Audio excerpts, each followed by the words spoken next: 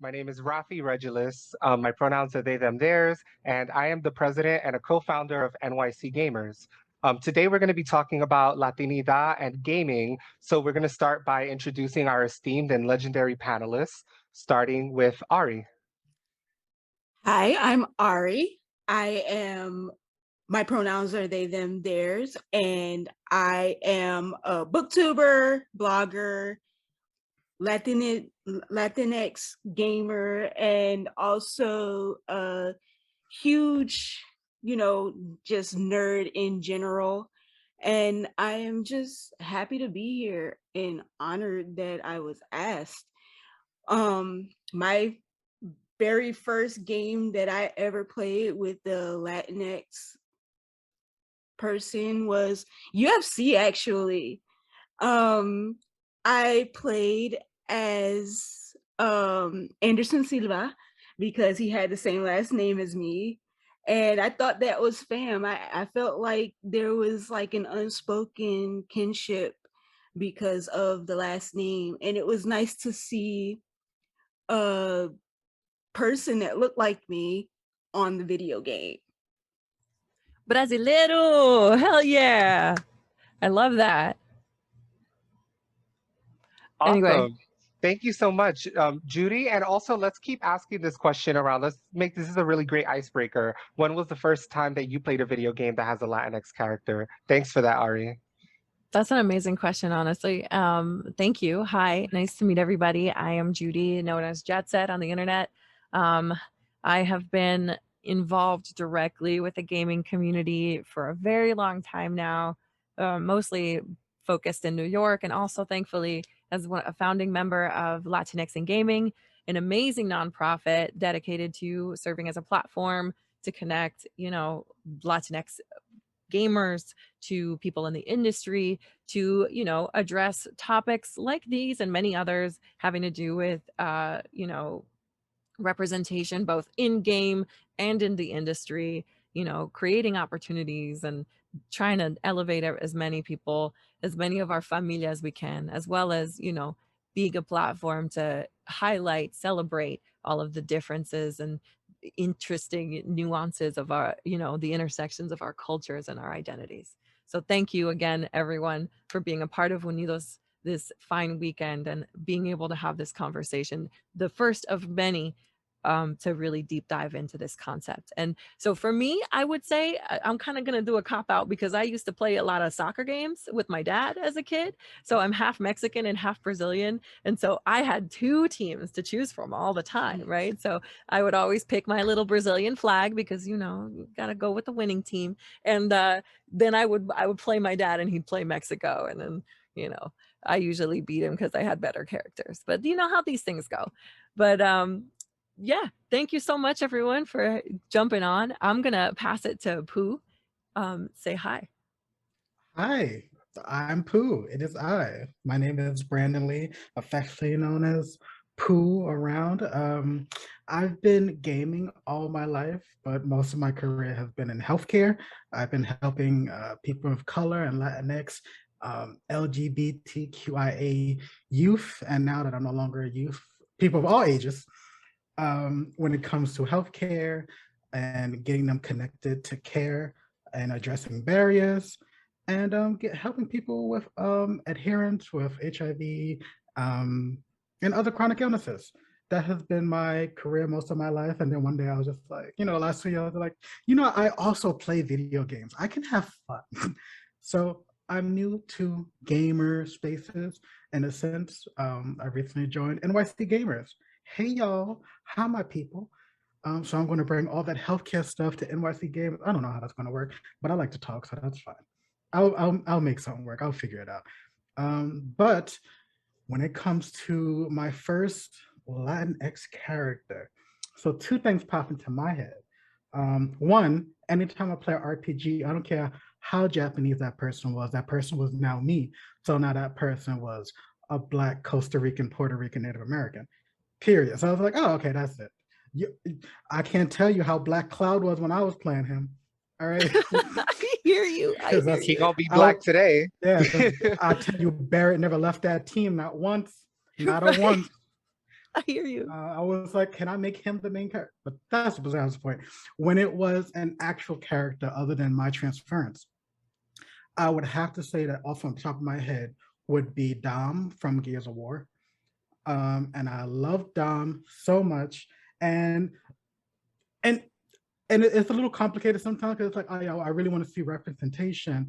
And some people feel like Dom may have not been I guess this is something we should go into later, about how he's not Spanish enough, or he was too very just every once in a while just drop the loco or just a random Spanish word here and there. But I liked it because he was a guy who happened to be Spanish, and he was there with the rest of the crew. He was not the right hand man, right, Mr. Melendez, until they did the thing they did in Gears of War 3 that we don't talk about. We don't talk about him. He's there forever. Nothing bad happened. He got to live with his family and his wife, who I think was also Latinx. But that's sick.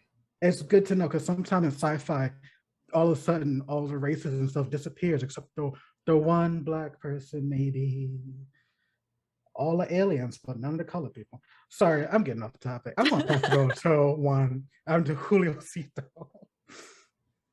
Hey everyone, I'm Julian or Juliancito. I stream on Twitch as _Juliancito. My pronouns are he, him.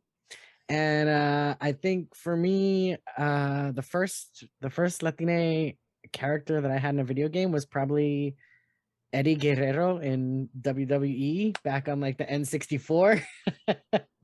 So yeah, I mean that was a long time ago. Amazing. Yeah, thank you so much, y'all. Go ahead. I gotta jump in. I'm sorry to interrupt. I do by all remember the means, go first ahead. character, original like Latinx character, Tekken 3, Eddie Gordo, capoeirista, tall, just made me beautiful realize black that. man with Yeah. dreads, was whooping like, oh. everybody's ass. I loved that man so much. I loved him, especially because he was Brazilian, right? And like until then, I didn't live in a neighborhood that had too many Brazilian people. I lived in the Bronx, right? The Right. Brazilian neighborhoods are elsewhere in New York, so it was refreshing. I loved him so much. I can't believe I forgot about Eddie. My goodness. I mean, I feel the same way. My first Latinx character that I remember was Rey Mysterio Jr. Like I literally and it was like playing these wrestling games where I felt like all of the Latinx characters were the cheat codes for me because they were all just so flexible and like speedy compared to the like brolic looking ones that had I was just like, yes, they're like literally my type of like fighter, and I'm gay. So I'm like I was like, queer awakening, another conversation for a different panel. Every time he did a backflip, it was like, backflip. Ooh, Yeah, yes. Rey Mysterio, that was Mm. the other one that I was like, I knew there was somebody else and I couldn't remember his name, but that was it. So, I love the fact that I think that we're off to a great start talking about our connections, right? The ways that our identities and our cultures intersect with gaming. And I think that we can all agree that gaming is a space that connects us to community. It connects us to self-care, community care, right? So I want to take some time today for us to talk about some of the discourse that has been coming out of our cultures recently, right? And that's conversations around the language and gatekeeping. So, I have a quick thing I wrote here. Latinidad is a multicultural umbrella of identities, inclusive of Black and Indigenous, disabled and LGBTQIA plus Latinx people, right? So as we're having these conversations, we're talking about Latinidad as an umbrella term in all that it encompasses, right? Why is it important to you, right, that Latinidad is represented in games, but in ways that there's different narrative and perspective, right? Like it's not just one monolithic example of what Latinidad is. Why is that important to y'all? Who, you want to start this out? Oh, sure. Why is it important to me? It's funny because as you were saying that, the first thing that popped into my head was such a simple answer. It shows other aspects of our community as a whole, where I was going to say, I don't want to jump into the race thing so quickly, but yeah, when our voices isn't heard, it's letting other people tell our stories. So what popped into my head was Mexico's Day of the Dead. I'm listen, I swear to you that I'm Spanish, even though my Spanish is trash and I don't know it. But the Day of the Dead, when it comes to Mexico, why is like the only two things that we know about Mexico when it comes to our culture is either sombreros and the Day of the Dead? Like those are the only two respectable things about that culture that is like mixed in with I guess I want to say American culture as a whole, because that's where we live right now. And it's like it feels like what is cherry picked from other people telling our story is what becomes valuable to us. Even though it reminds me of to jump over to like during Christmas when it comes to like Jewish traditions, and Hanukkah was like, oh, Hanukkah's not that big a deal for them. It's just a throwaway holiday. They have a different holiday that's like their Christmas, but because the proximity to the Christmas is like this must be big as hell for them too. It's like when it comes to other people telling our story, they get to choose what's important to us, and that's not how it should be. We should see That other makes a lot of holidays. sense. Yeah, right. And we should see like other holidays and other parts of our culture instead of the ones that they deem acceptable to mix in with ours. And goodness, like with the Hanukkah example, don't let it mix with another day of another holiday or another month of something that's American, because goodness, it's just going to be buried. Yeah. But that's what pops into my head. That's super interesting that you mentioned that, because a combination of that and what you mentioned before in your intro when we were talking about Gears of War and language, that came back into my mind when Rafi was asking the initial question, right? Because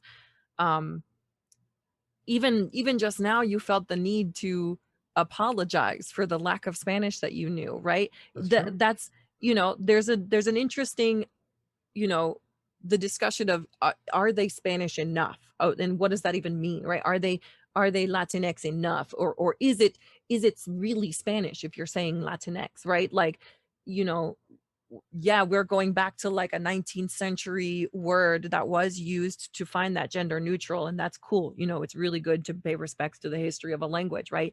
But we all have Latin identity regardless of the amount of Spanish we speak, right? Or in my case, right, as a Brazilian speaking Portuguese, I am still South American, and I share more culturally with you than I may do with some Caucasian Americans, right? So, or some European based Americans, right? So, it's a very interesting question there as we discuss, like, Dom meant enough. It was enough for you to see Dom in the picture, even though he said, oh, Yes. ay loco a couple times, right? Yeah, something real simple. But you remember Cyberpunk when the sidekick was like, sit your culo down, hombre, right? And I remember listening to that and being like, this is well, you're not speaking to me, much less to someone who speaks Spanish like every day for their lives, right? Cringe Spanish. Yeah, I'm cringing off the face of the earth, right? So it's but then, to what extent am I allowed to feel deeply about this? But then I think it's completely fair and understandable to have a gender neutral term, like, this is a change I'm cool with. Right. Sit your culo down, hombre, sounds like disrespect, Yeah. And so I think that understanding, and of course I'm looking at this, as a cis person, like on the outside of the impersonal experience, I just think everyone should be entitled to represent themselves the way they want to in language, right? So and that makes me, I'm sorry, other people Absolutely. want to jump in, but it makes me also think that when they do have these Latinx characters that they do, sometimes, I want to say sometimes, and I'm hoping most of the time, that they do bring in someone who is Latinx, but that doesn't guarantee at all if they have any input on the script. And they're like, hey, use your accent to say these things these people wrote that make that, sounds kind of Spanish. It sounds more authentic coming out of you. Like, sure, it's the your culo down, hombre. Yeah, that was Spanish. Oh, we did it good. right. I love that. That reminds me of me growing up watching Speedy Gonzalez and Looney Tunes. And I'm just like, did we reclaim? Did we? No, we're still upset. There's just so much to unpack, It was right? so cringeworthy. For real. Like I'm like, I don't know. Twitter has a way of gatekeeping. Yeah. What is it that we reclaim and what are we Yeah. like passing? And I'm just like, look, I still don't know I still don't know. Like I have a theory that every morning John Leguizamo throws a dart at a multicultural symbol and says, "I'm gonna be Colombian this morning," and says, "I'm Yes. gonna be Puerto Rican tomorrow." And I'm just like, Yes. look, we can get into this having a whole conversation about being Latinx and like navigating the film industry. Mhm. I've spoken to folks who are Asian, South Asian, who have the same issues because Mhm. it's all this like Western Americanized bullshit that really like erases the multifaceted identities that make us who we are as a Latin people, right? But Mhm. I think that it's also important to acknowledge that the penny has two sides because the Mhm. same way that we as Colombian, Brazilian, Ecuadorian, Boricua, Dominican, Cuban people, right? The same way that we talk about like I am not Dominican, I am Puerto Rican just because I'm from the South Bronx. Like the same way that we can talk about that erasure and why is it Mhm. that our culture is so important, like that representation is important. I also feel like me being a Black Boricua, my Blackness is constantly up for scrutiny, right? Yeah. There's always this like, am I Latinx enough? Am I Puerto Rican enough? Because I wasn't born on the island. Am I Black enough? Right? Like there's all these enough questions that come into it. And then, Judy, I love what you were saying about language because that actually leads to my next question. And Juliancito, I'm actually going to start with you on this one, right? Because you and I have had some conversations about this, but our culture has an ongoing discourse around gatekeeping language, right? And the identity of Latinidad. And right now, if we had to categorize the language issue, it's around Latinx with an X, Latine with an E, or Latinauroba, which isn't said, but when you're typing it, they'll put the arroba, which is the at sign, like at Gmail, because the at sign is basically an A and O together. So it's supposed to be a gender neutral, right? So this is kind of like where the discourse is. And then you have the folks that'll say, Latino is inclusive because if you have one woman in the room, it's ella, and you have five women in the room, it's ellas. But the moment a dude walks in the room, suddenly it's ellos. And there's like all these conversations about the pejoratives Yeah. and don't even get me started on Latinx folks who aren't Spanish speaking, right? Because we have so many different Latin people who speak English, who speak French, who speak Portuguese, right? Who speak Patois and other Creole languages, right? Or like Creole Caribbean related languages. Like, where do they come into this conversation, into the discourse? Because gender neutral language is so important, not just to Spanish speaking Latin people. Yeah. Definitely. Yeah. What are your thoughts on just the whole discourse? I mean, it definitely gets tiring, right? Like sometimes I feel like there's bots that are just searching Twitter for the term Latinx, and the minute they find it, they just go, "This is not a word. This is not a thing," right? And they just go off. Um, I mean, my feeling is, personally, if I'm talking about myself, I'm going to say Boricua before I say anything else. Like, I'm Boricua before anything else. If I'm going to say Latino, I'm going to say Latino because I identify as a man for myself. If I'm talking about the community at large, personally, I will use Latine with the E, because in my mind, at least, then it's easy for me to try and, because my Spanish is not great. And but so it's easy for me to then keep like, okay, that makes sense to me. So Latine and then ellas or les or like, and using that E in all of the other words. And so it just kind of helps me that way.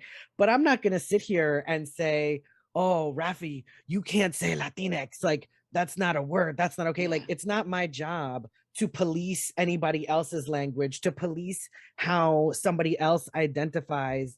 And if that's how you identify and that's what makes you feel valid, makes you feel seen, then I will be sure to respect that when I'm talking to you or talking about you, right? Like, but I just think it comes down to like, we just need to stop caring so much, right? I mean, everybody's going to use the word that they want to use for themselves that feels most comfortable for themselves. And instead of having all of this fighting about what's right, what's not right, is it grammatically correct, is it not, that's such a minimal issue to so many more issues that are You in the can world. just mind your business, right? Like you Yes. could literally It does not just do affect that. you at all. Exactly.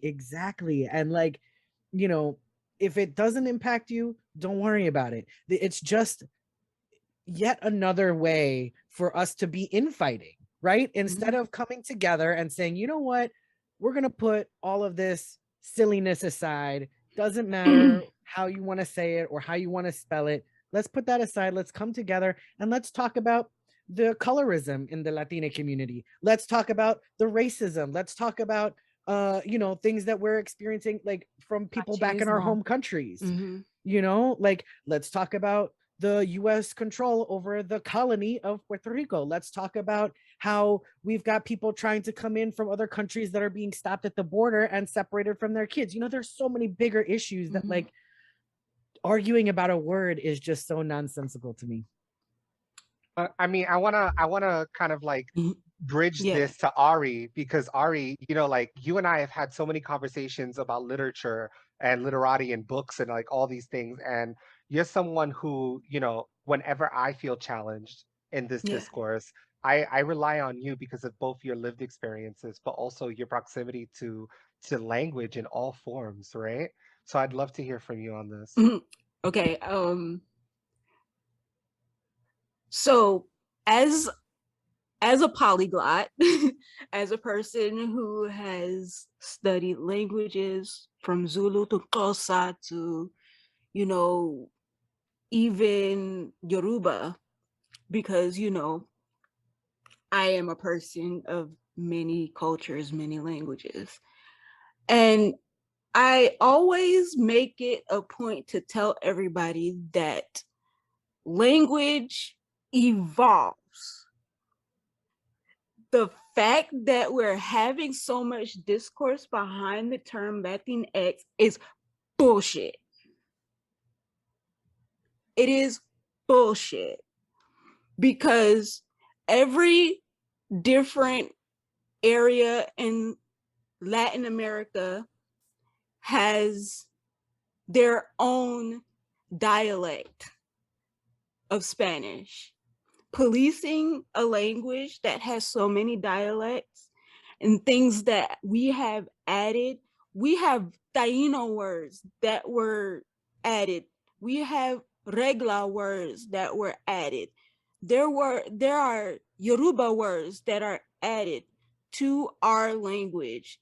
So for us to say that Latinx is not a word, and to sit here and have this discourse, not only is it transphobic, but it's anti-Black, it's anti-Indigenous. Because when we're talking about Indigenous realities, we have always had across the board different, you know, outlooks on gender, which is a colonial thing anyways. The binary was enforced by the people who came over here and said, no, that's gay, you will not do that, and we're just going to police everything that you do. Before all of this, we were living in peace. We didn't have a binary. We had over 100 different genders. And that's not including the two-spirit, you know, identity that Indigenous people have. So the whole language thing, the whole, you know, this is not a word thing, that's bullshit. Because we've made space to add Taino words, African words, Asian words, all of these different ethnicities who came together, and we've added our own flavor. So the problem is not the word. The problem is the problem you have with other people's identities and the things that they want to be imposed upon you. Yeah. Yeah, I mean, I thank you so much for that. Judy, you and I had the conference. We got into this whole discourse on Twitter a while back, right? Because I had written a tweet that was like, "Don't tell me how to identify when y'all can't even figure out if it's called pegao or con con." Like, don't I was don't sitting tell. I was sitting with some coworkers the other day. We have In South America alone, we have like 50 different ways to say the word straw. I'm team canudo in Portuguese, right? But like there are Right. like at least like 50 other ways to say it. Straw. We don't Li- need that. Like it's a straw. Straw like and drinking straw, like Yes. sorbeta? Yeah. What was that word that you just said? Sorbeta? Sorbeta. sorbeta. Or is I've it never. Yeah. sorbeto? Because I don't Sor- be knowing if it's a gender. I'm Yeah. Can like, Yes. canudo. There's one that sorbetex. popote. Like there's like a Yes, thousand different ways popote. that yeah. See, there's like a different way to say it. Like in every country. Even with Maybe we words can just that, say Latinx, right? What we're gonna Right. say? yeah, even with words that are like that generally hold one meaning, can still, depending on where you go, have a totally different meaning. All I'm saying is, if you're from any other Spanish speaking country and you go to Puerto Rico and you say bicho, you're not talking about a bug. Okay, I'm sorry, I'm gonna let you know right now, you're not talking about a bug. So I there's was just just thinking of that. like there's just so much variation, whether it's we have 50 words for one thing, or we have like, oh, Yeah. this is the word everywhere except for this one place where it means something totally different. Yeah. Concha tu madre has everybody in a chokehold. Yes. Like, I mean, I feel like, that way. Look, I've been studying, so I have family in the islands, right? So my family's from Puerto Rico, and I've been actually like improving my Spanish by speaking only Spanish with family and spending a lot of time there during the pandemic. So my biggest challenge or my barrier as someone who forgot Spanish at a very young age and Mhm. I've been relearning since then is I think it's called prepositions or prepositivos, right?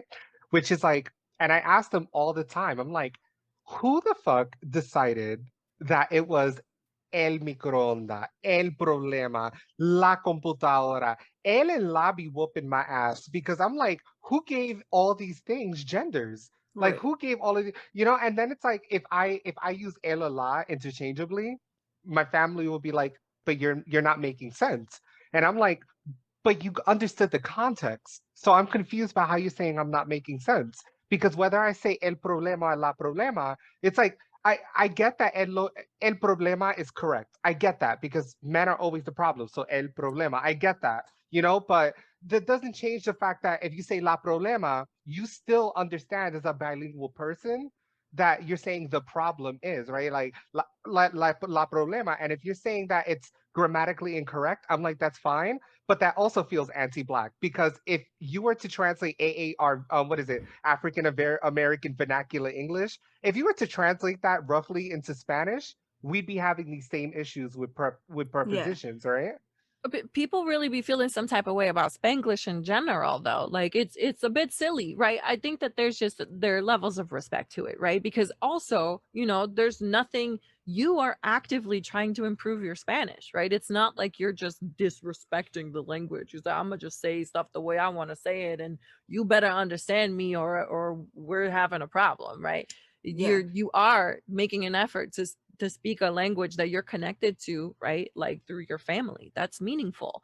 I think that there's a difference between, you know, speaking to be understood and speaking to develop a language, and maybe adjusting a language to reflect a personal identity. You know what I mean? That's totally okay. Because one thing I wrestle with myself, like I try to think of layers of hypocrisy, right? Like I'm very I understand my privilege. So sometimes I'm sitting there and I'm thinking, you know, dang, like I really I don't want to look like I'm disrespecting anybody if I speak poor French, right? If I go somewhere and I try to speak French, I learned it in school. I want to do my best. I want to sound like I'm trying, right? Instead of being like parlez-vous Francie, like I'm not just gonna do that, right? So there's a certain respect to a language that I give, right, as a means of communication. But I still don't think the people in the tweets are right. Like it's not disrespecting anybody's language to add something else that might be defining something that you're not familiar with. Hmm. Yeah, and I think that, and Pooh, just to get you ready, because I'm going to ask you the next question that bridges to this, right? But, something that I think about a lot is how the way that we as queer people respond to language access is so unique because of the fact that yes, we're having conversations about being gender neutral, but what's often lost in that conversation is that we're also talking about accessibility for disabled people who do not speak English. Because Mhm. I have these conversations with folks who speak, I don't know if I'm saying this correctly, but I'm guessing speak signs, like American Mhm. Sign Language, right? Like they sign. ASL. Yeah, ASL. And the fact that there's so many different, I guess, dialects of sign language, right? Or Mhm, different types of sign language, right? It's not mhm, just ASL. So it's, and I don't know, I'm very ignorant to ASL, but I've listened to people who are trans, who are queer, who like facilitate trainings on ASL, and they talk about how there's this constant discourse because the positions of your hands and how you're signing can mhm, make difference as to whether you're signing in the masculine or the feminine, right? mhm. So that can be difficult when you're doing gender neutral, right? So it's Also, like, in other yeah, countries, some countries specify signing with one hand over two, and differences like that. And I hmm, just found out about like AAV, like Black Sign Language. I was like, oh yes, please. Of course, that makes sense. Yeah. yes, I'm actually a sign language interpreter. And so yes, exactly all of that. There is American Sign Language, there is Black Sign Language because of how the schools were segregated back Right. in the day. Um, and then of course there's like sign languages for everywhere in the world. There's Australian Sign Language, there's Japanese Sign Language. So um now, I don't know how those other sign languages work. I'm sure they have some sort of notation for, male and female, but so yeah, in American Sign Language, anything above like this middle line is male and anything below is female. So you have mom and dad, you have sister and brother. Um and I never there's a lot of noticed that. Oh, discourse. yes. Oh, why do I know Yeah. more sign language than Spanish? Oh my God. So there's a lot of discourse. Like a lot of people will just sign, maybe from just the middle, try to sign more in the center.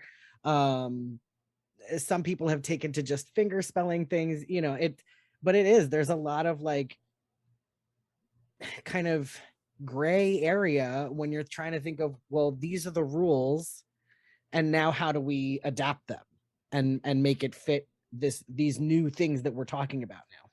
Right, because just like as Raf was saying, that there's like an expansion of the language to make sure and include everyone who doesn't speak the same languages.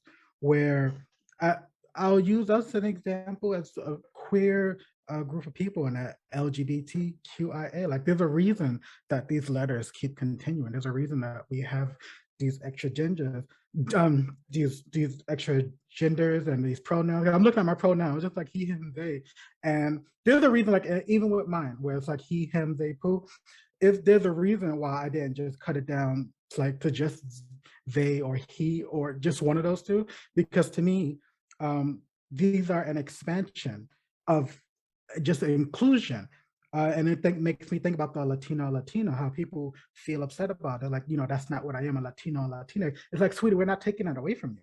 We're not taking that away from you. We're just making it more inclusive. Because there's times where I know it's also happened to me a lot, where people come to me and they use very feminine pronouns to me. And I'm like, I'm not upset about it. But then when they find out, because I'm a guy, they switch back to masculine, but there wouldn't be a problem if you just use these extra, look at all these extra words when you don't know someone's gender or not. You don't want to be disrespectful. Yeah. It's an extra, an additive where you could just add on, not have to worry about it.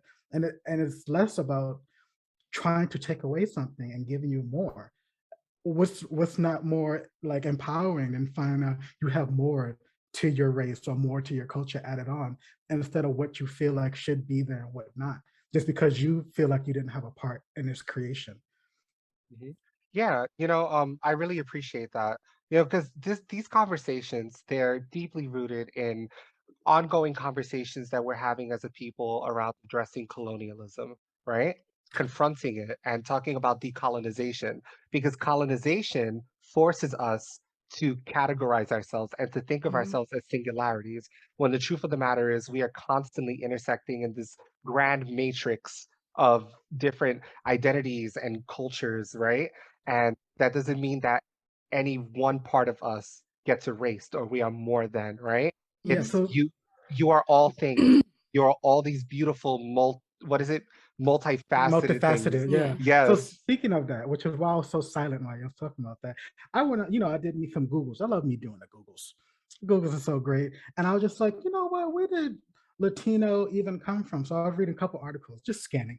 I'm a quick read. And I was wondering if like where did even Latino come from? And it started with like Hispanic, like Latino was used back in apparently like the 19 it so from coming from the articles, right? Just my little quick read that Latino itself came back into popularization in 1970s, and that's when it officially got on the the U.S. Census, because people were not people like us, Latinx, were not happy with the term Hispanic. Why? Of course, colonization, because it emphasizes so much about how Spain had an impact on them, and they don't want to be reminded every freaking day, especially when they have to do something that you have to sign something in America where it's like, oh, Hispanic, like we don't want to think about Spain every single time. That's not my identity. Yeah. And it's funny because I want to send you out this article after that where it's Well, because oh, you well, were I'm gonna gonna say give you some tea on that. Because give it. yes, Yeah. yes to that, but it's not just that. It's also about anti-blackness. And Mhm. Mm, the census is a great example of that because this still happens to this day. It's like, are you okay, sure, you're Hispanic or Latino, but are you Black Hispanic Latino or are you white Hispanic Mhm. Latino? Right? mm, And it's not just Latinx people, it's not just Latin people that were impacted by racism and anti-blackness. Because mm, even this is the reason why is it that whiteness doesn't have a singular culture. And that is a myth. That is not, this is the reason why. It's because in order for you to be white and to benefit from white privilege, you have to first give up your ethnic identity. mm, This happened with Irish people, right? This happened with Italians. Like, Mhm. and you see it in US history. The closer that these marginalized like microcultures or like ethnic identities, the closer they got to Black people in the United States, especially during like the post-war era, right? The first like Mhm. post-Great War era, the the the more easily they lean towards, wait. I'm feeling this whole let me be white thing because anything but them. And you know what? Latinidad did the same exact thing. Latinidad historically showed its ass and said, wait. I see the way that Black people are systemically impacted and targeted. So it's like, yes, I'm Latin, but I'm white Latin. All right. Like I'm from Havana. I'm not from these other places that y'all can't pronounce correctly. I'm not from mm. Loíza in Puerto Rico. No. Like I'm from Canóvanas. I'm a little bit more bougie. Like there's a, Mhm. a big difference in that. And this happens all the time, even in New York. Especially We're in New York. This yes. reminded me of American Tail. When I found out about this when I was a kid. When Five came to America, the first thing they did was change him and his family's name. And the whole Mhm. point of the movie is that because they came to America, they gave them a white name and they can't find their child because they changed his name to something that was more American. That was the whole course of the movie. Yeah. So, I wanna lovingly land this plane as we're wrapping up this discussion, right? So I'm gonna ask folks, in simple like, let's just kind of like shorten words, all right? While, while Latinx visibility slash representation is important, language access is also a factor that is often left out of these conversations.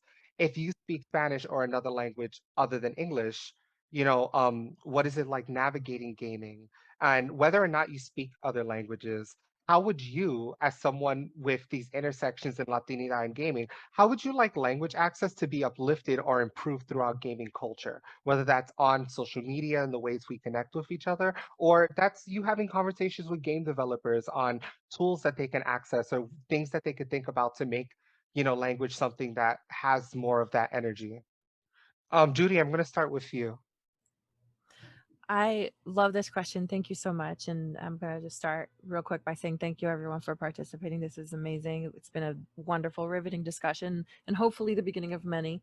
Because, yeah, language and accessibility throughout other countries outside of the US to US's gaming industry and resources has been a big priority for us in Latinx and gaming. We have an entire arm of community outreach that we have liaisons throughout South America in the game dev and game communities, esports, et cetera, throughout the Caribbean and South America. So we're always trying to build that network and exchange resources in any way we can. So, portions of this, if not all of the portions of Unidos, is going to be in Spanish. We try as much as we can to create media in Spanish and Portuguese and have translations available as often as we can, captioning, etc. So we do everything we can to lead giving as much information to as many people as possible, because there's so much creativity out there and there's just so much incredible untapped just talent throughout Central and South America and the Caribbean that can just really show in an interactive medium like gaming that we all know and love, even throughout all of our different places of where we work and play. We all still love gaming and we all still feel deeply connected and relatable to it, right? So it just would expand everything. I think that accessibility, especially through language, is paramount and a high priority for me and for us here at Latinx in Gaming. Thank you so much. You want to pass this to the next person? Yeah, I would love to hear from Ari. One thing that I have always said is that we have to be careful who bears witness. Because yes, there are a lot of other people telling our stories and they're determining what matters. But who bears witness always does matter. Who's going to take the story and do it justice, and who's going to take it and bastardize it.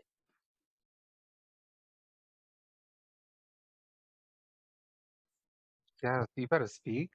Yeah, Thank I'm you over so here much. like, oh shit, like, oh yeah. Mhm. Yeah, this is why I live for you, Ari. Pooh, you want to take it from there? I done muted myself. Yes, what came to my mind was simply two things. One was it reminded me of Tekken. I was thinking of Tekken and Eddie Gordo and stuff like that. What reminded me was games like Tekken or even other games where that's based in other places. Let the starting language be the native language of whoever you're talking about. Let that be the start. Let the subtitles be there. Make the American people read, God damn it. Because it can't be like where it's like, well, people don't want to read that part, just let it be in the English language. And once we think about something like French or something like that, like, oh, a romance language. Yeah, we'll read the subtitles. Like, no. You're gonna read all the subtitles. Let it be their native language first, and then let them go into the options and change it if they want that person in English or not. Because if there's people out here watching anime and stuff like that and love Japanese and read the subtitles, you can start with people just listening to some damn Spanish. Let them change it if they want to, but let them have the initial speaking of their native language. I would, especially in Tekken, like Tekken, everybody's come from a little different country. That'd be so cool. And my second thing was, if you're getting people to do voices for you and you made it your business to go and reach out for people that are specifically of that culture and of that color and of that race, ethnic background, make sure you also give them the space to look over your script, because we don't want that other.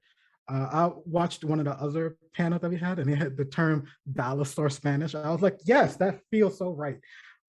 So it won't feel so weird because you're giving them these lines to speak, and just because you got the person to say it doesn't make it more natural. Just because they have a proper accent for it, let them go over the script and see, well, like, this little culo that you added right here, this don't sound right. How about we say this instead? Give them the space to do that.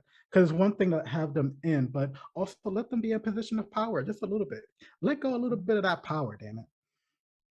Yeah, because nobody want to hear Chris Pratt trying to play a Dominican in Grand Theft Auto. But Juliancito, how about you?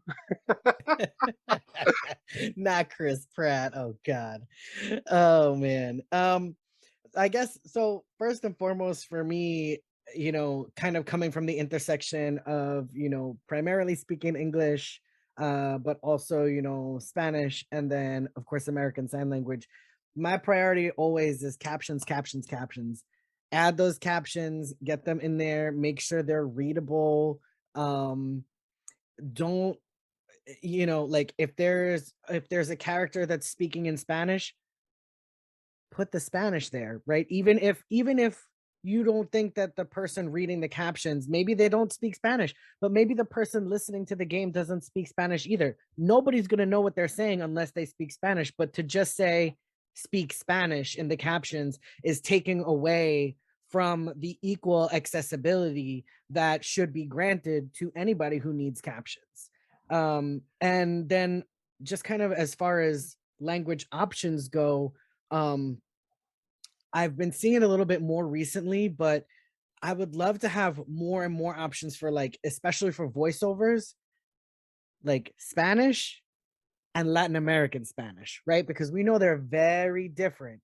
And like we've already mentioned, even Latin American Spanish has so many different, little nuances here and there, words that we change out here and there. But overall, it's a lot more similar to each other than it is to Spanish spoken in Spain. And like if I play a game and I want to change the whether it's spoken or not, it really doesn't matter. Like if I want to change the language of my game to Spanish, I want it to match what my people are speaking, right? Like I don't want to have the vosotros form in there. No disrespect to anybody who uses it, but I don't use it, and so I don't want to see it. I don't, like that. It just doesn't mesh with me. So They do yeah. that for English and UK English.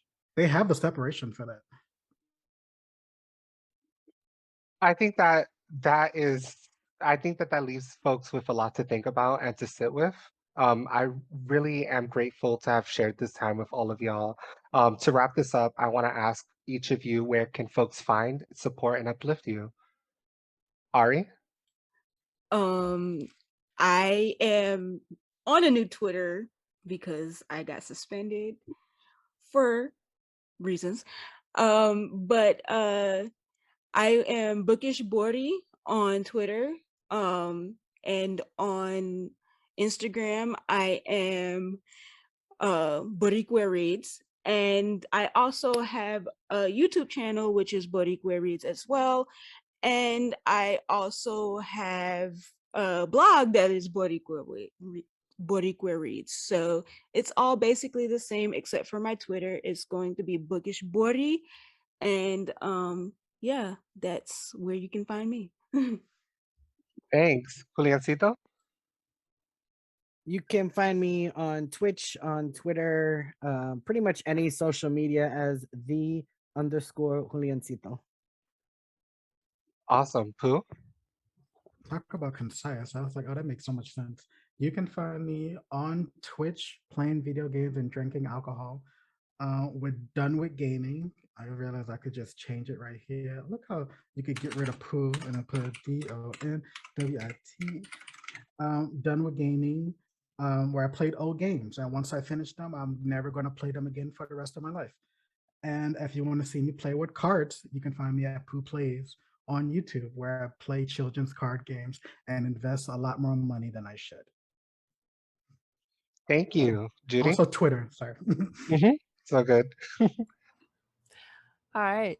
Thanks again, everyone, for showing up and showing out and being so incredible and having really awesome opinions and this wonderful discussion. You can find me on Twitter primarily at jetset_, but also I'm grateful and proud to be one of the co-founders of Latinx in Gaming.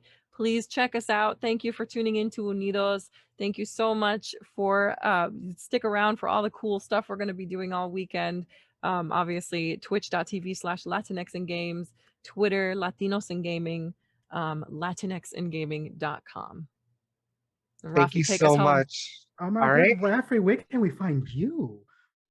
You can find me on the corner of Hunts Point and Southern Boulevard on Tuesdays. Other than that, My name is Rafi Regulus. My pronouns are they, them, theirs. I'm president of NYC Gamers.